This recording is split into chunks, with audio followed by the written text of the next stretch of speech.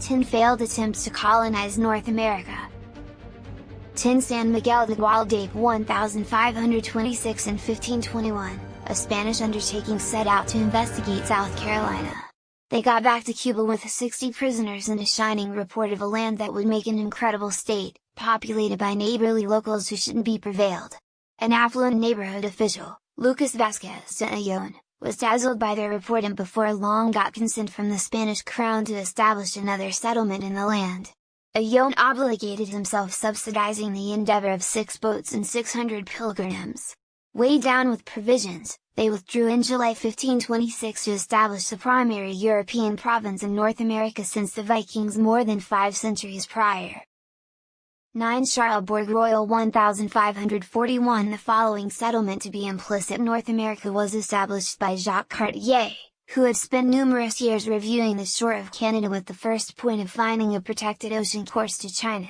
Despite the fact that he was fruitless, he noticed a few spots that he thought would be acceptable spots to settle, and with the Lord's consent, he set up a state of around 400 individuals in current Cap Rouge at some point among June and September 1541.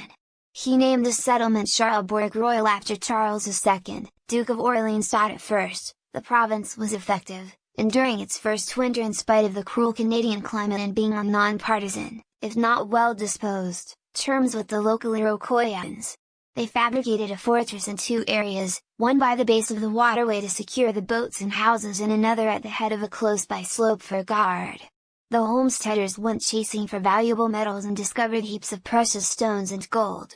It appears, in any case, that Cartier battled to train his men, and Rocca's commitment with the Iroquoians turned them antagonistic.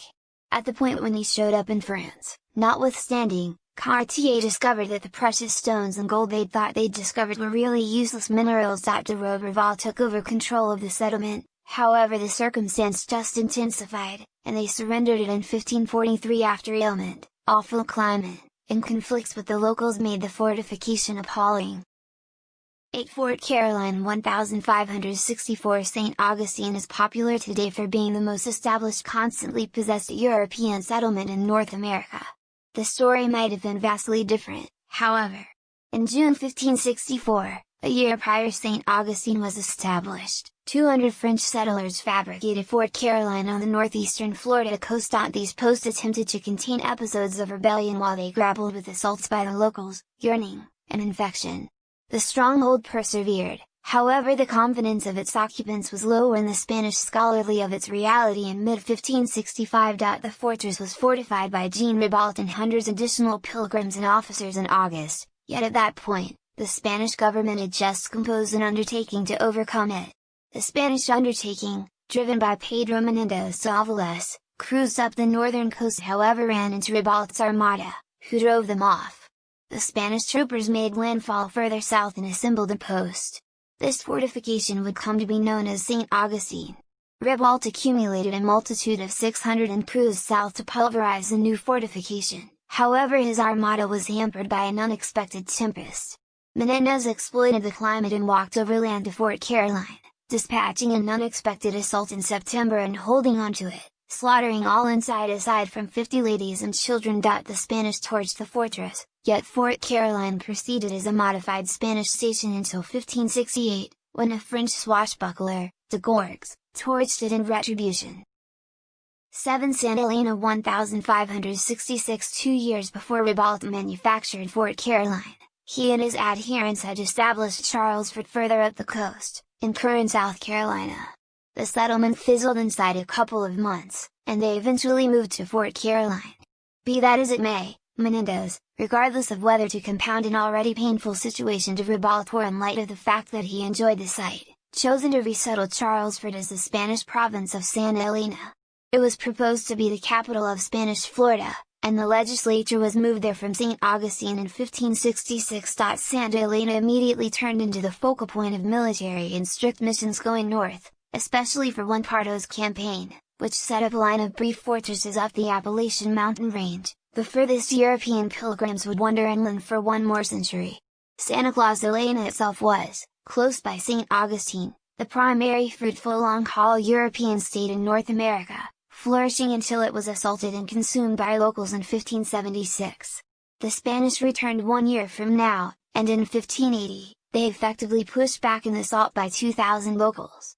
In spite of Santa Elena's size and weighty stronghold, notwithstanding, the Spanish at last lost enthusiasm for the Carolinas and surrendered the settlement in 1587, deciding to zero in their endeavors on Central America. 6 Fort San Juan 1567. Following the colonization of Santa Elena, the Spanish crown intended to broaden its impact inland through what they called La Florida, current North and South Carolina. The objective was to locate an overland course to Mexico which the Spanish could use to ship silver to St. Augustine and boat to Europe without challenging the risky Caribbean waters. This endeavor was driven by Juan Pardo, who took a power of 125 men with him.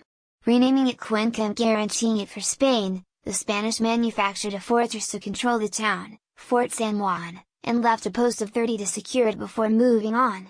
They assembled 5 additional fortifications over the Carolinas, yet none were as large as San Juan. Pardo never made it to Mexico. Hearing of a French strike on Santa Elena, he turned around and set out directly toward the Floridian capital. He stayed away forever to the Carolinas. Soon after the principal assortment of troops had gotten back to Florida, the locals turned on the Spanish and torched each of the 6 fortifications, executing everything except one of the Spanish warriors, who just got away by covering up in the forested areas. The Spanish stayed away forever toward the North American inside, considering the endeavor a gigantic disappointment.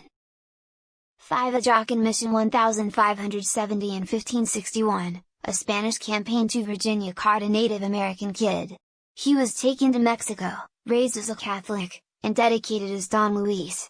He was taken to Madrid and even met the Spanish lord before he turned out to be essential for another Spanish endeavor back to Virginia in 1570. Father de Segura, a powerful Jesuit in Cuba, intended to build up an unarmed strict mission in Virginia.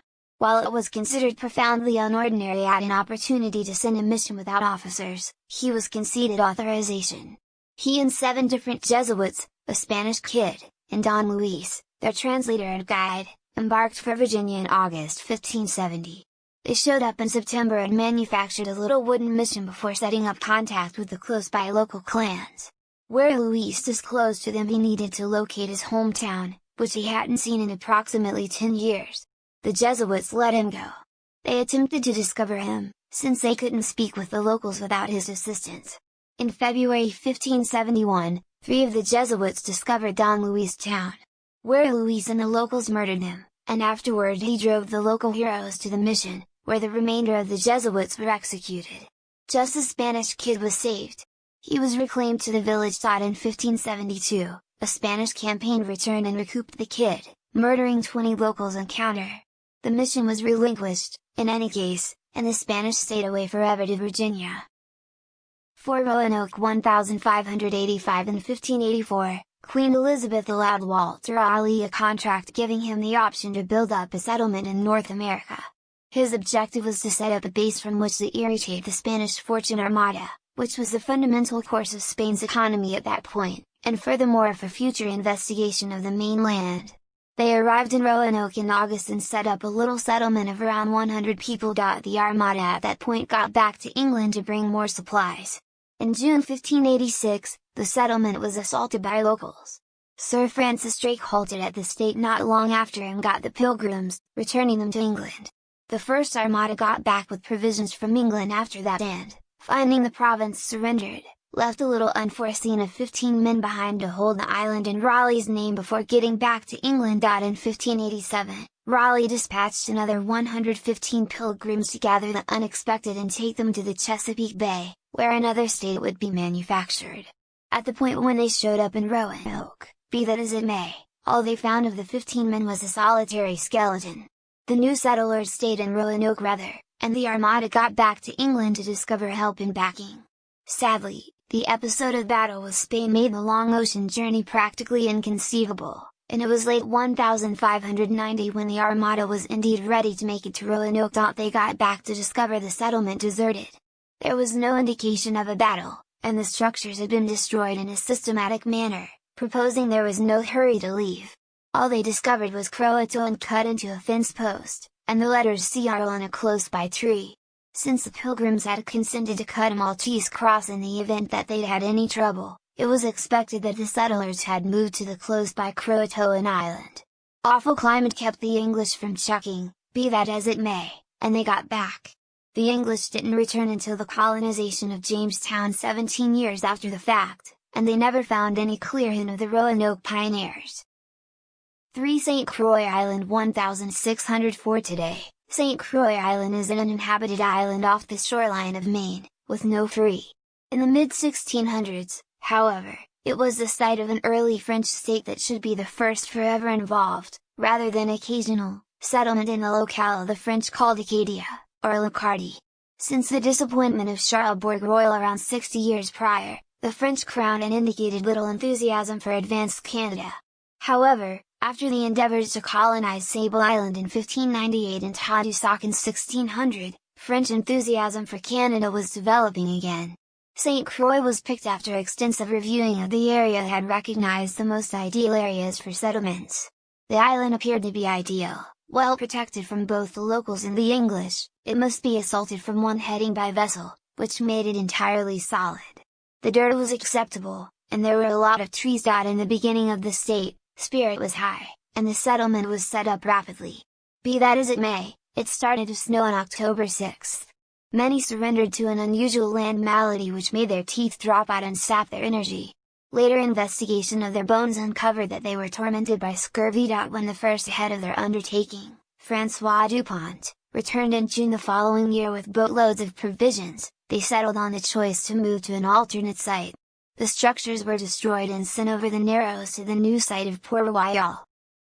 2. Port Royal 1605 Port Royal was a greatly improved fit area for a flourishing settlement. Located on the shore of an immense inlet, the French imagined it as conceivably securing several boats one day, so they gave it the name Port Royal, or Royal Port.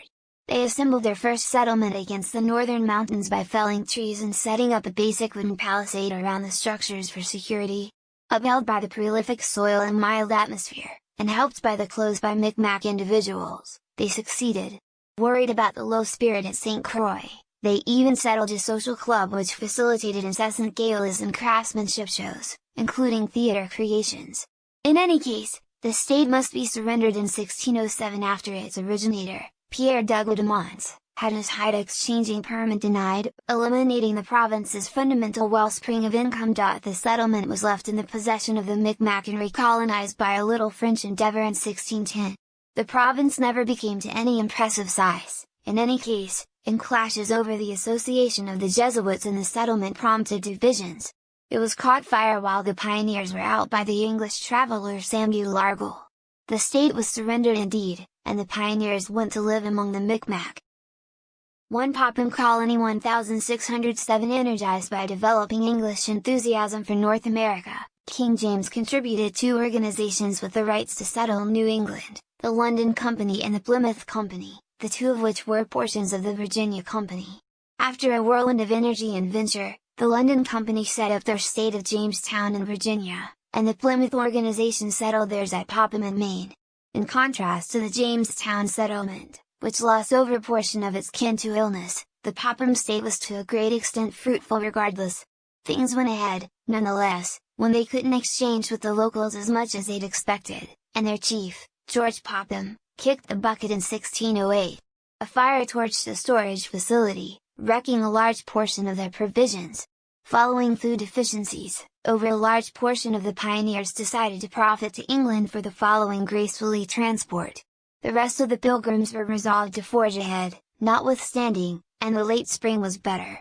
A flexibly transport showed up conveying news that the province's new lead representative, Raleigh Gilbert, had acquired his family's territories in England following his siblings' demise. Raleigh chose to revisitation of England. Reluctant to confront the possibility of another brutal winter, this time without a pioneer, the remainder of the homesteaders gloomily consented to revisitation of England with him.